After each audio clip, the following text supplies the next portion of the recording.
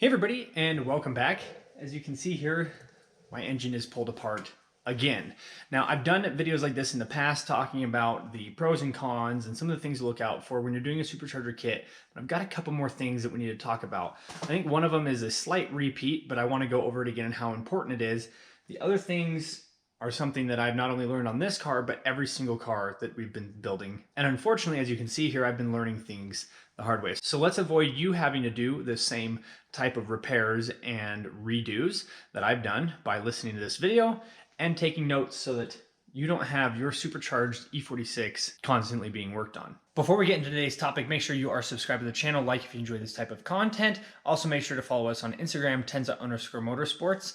And I will have all of the videos that we've done in the past for this car linked in the description below and maybe in the comments, and there'll be cards and all sorts of stuff. So make sure to keep an eye out for any videos that pertain to your exact questions. Now, first thing I want to talk about real quick here. These are basically a permanent hose clamp. These right here are cool and everything like that, and I like that you can remove them, but you see that right there?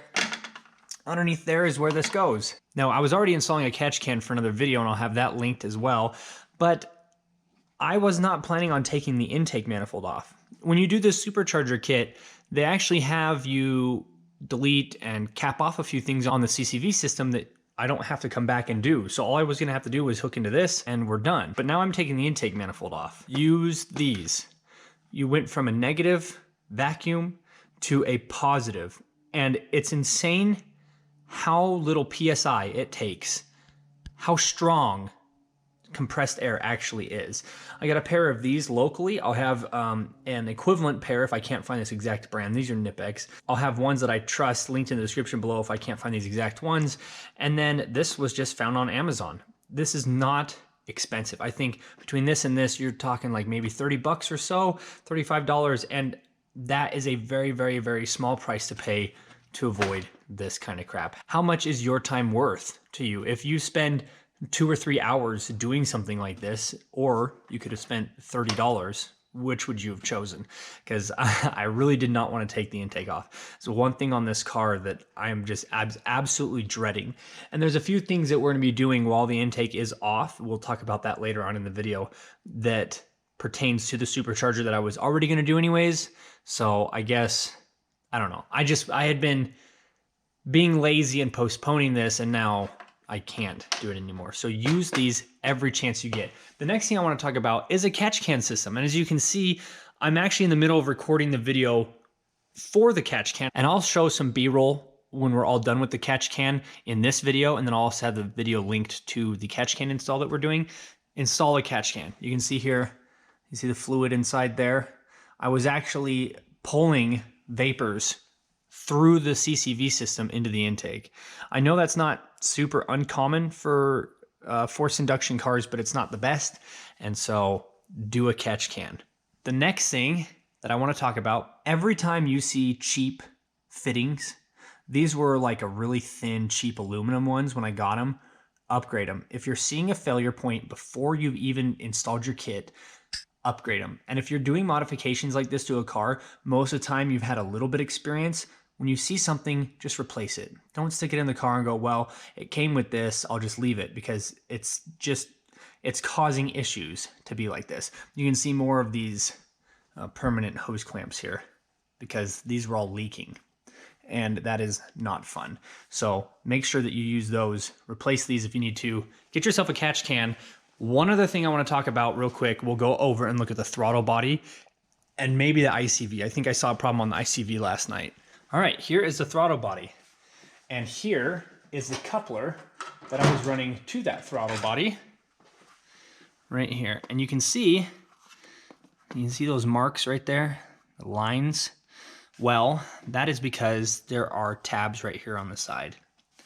There's no tabs anywhere else, just right there. And that's for the original system, because you would push it up to those tabs and then you'd clamp it. This is not enough surface area to keep a forced induction system holding on to your intake. So I'm actually gonna grind these off. I'll get rid of them, snap them off, whatever you gotta do to clean that up. Don't break it, obviously, but whatever I gotta do to make sure that this can slip on all the way without me having to fight it. Because once you put this back in the car, it's like up underneath there and you can't really see what's going on, and these just cause absolute havoc, and there's no reason to have them. Get rid of those. If you're running a supercharged, turbocharged system, get rid of these parts here.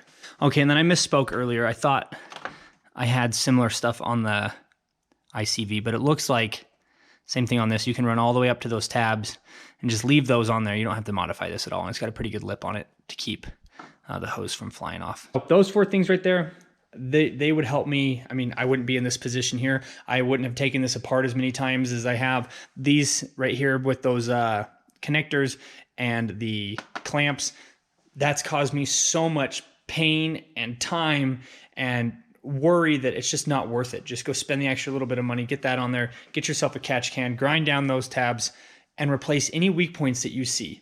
Anything, even if you're a starting mechanic, just barely getting an E46 and you go to supercharge or turbocharge it, if you see anything that you're like, well, those look a little bit weak, just replace them. And if you have to wait extra time for parts, I know that's not fun. If you have to order parts like, wow, my car's not going to run for another week, just do it. It's worth it. Just wait the extra little bit of time, because if not, you're gonna be doing this every couple of months as things start to fall apart, fail, as lines start to come off. It's not fun. Thanks everybody so much for watching. If you have any comments or questions, down in the description below. This is an Active Autowerke Stage 2 Supercharger kit. I'm not sure if this exact kit is available, but the Stage 1 kit is. I'll have everything that I can think of that pertains to what we just talked about linked in the description below. I really appreciate everybody so much for watching. Loads of content to come. That car's getting a VF Engineering Supercharger kit, so stay tuned. We appreciate it. We'll see you in the next one.